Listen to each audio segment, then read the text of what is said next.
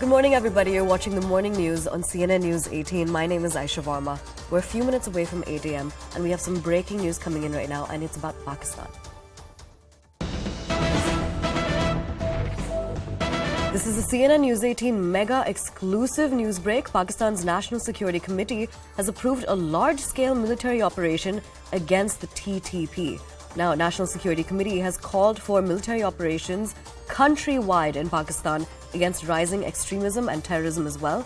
The National Security Committee in Pakistan has also decided that it will not be holding any talks with terrorists. Now, sources also claim that the Pakistan government will take strict action against dollar smugglers.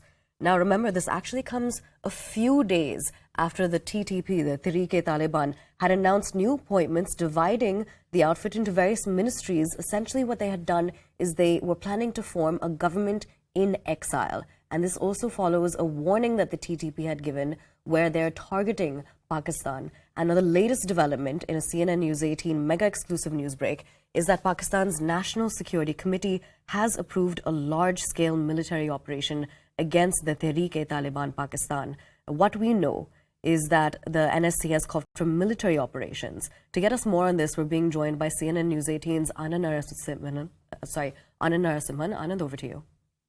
Morning, and to all our viewers, this means that this is going to be open confrontation between the Tehreek-e-Taliban Pakistan and the Pakistani forces, with the National Security Council now approving hard action pan-Pakistan against TTP or any other terrorist forces. That means that there will be mounted operations even against the Baloch Liberation Army, and we could see some hard action in Balochistan, which could also have serious repercussions against the Pakistan government and the military establishment. Now, one must understand that in the Khyber Pakhtunkhwa region, this Durand line has been a porous area. The area around Chaman has been where Pashtuns have crossed between Afghanistan and Pakistan very openly, and they believe that there should not be any line drawn there, and it has been a bone of contention for a long time. So how the Pashtuns will react to it is a big question, and the Pakistan army trying to put the onus on Taliban and trying to blame Taliban, saying that the Taliban is not cracking down on TTP and they are giving them free access, has also not gone down well with the Afghanistan government or the Talibani establishment there, because they believe that it is Pakistan's problem and it is not something that they should blame Afghanistan about. The other aspect is that the strategies practiced by the Pakistan establishment, military establishment in the past, where they tried to move all the terrorist tanzeems into Afghanistan and keep them there and try and show Pakistan rid of any terrorists, and their policy of good terrorist and bad terrorist is all coming back to haunt them.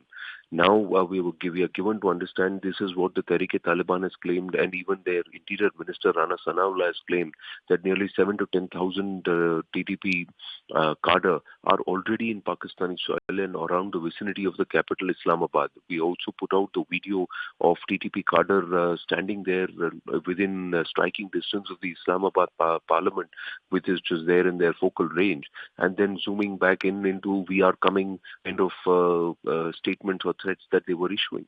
Now, what we can say is that it is going to be a period of turmoil and open conflict on the streets of Pakistan when this hard action happens.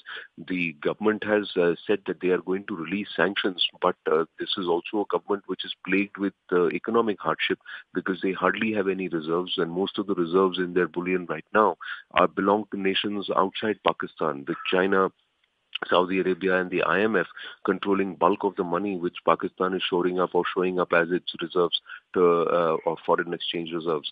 But there is also this issue of dollar smuggling, which they believe that which they want to curtail. But a huge amount of it is happening through the narcotics business, where the entire military establishment has their finger in the pie, and funding of the terror tanzeems is also happening through that route.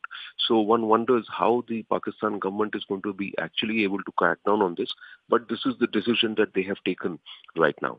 Absolutely. Anand, thank you so much for joining us and for bringing us those crucial details. We will continue to track the story. For right now, we're going to be shifting focus because there's some more breaking news coming in.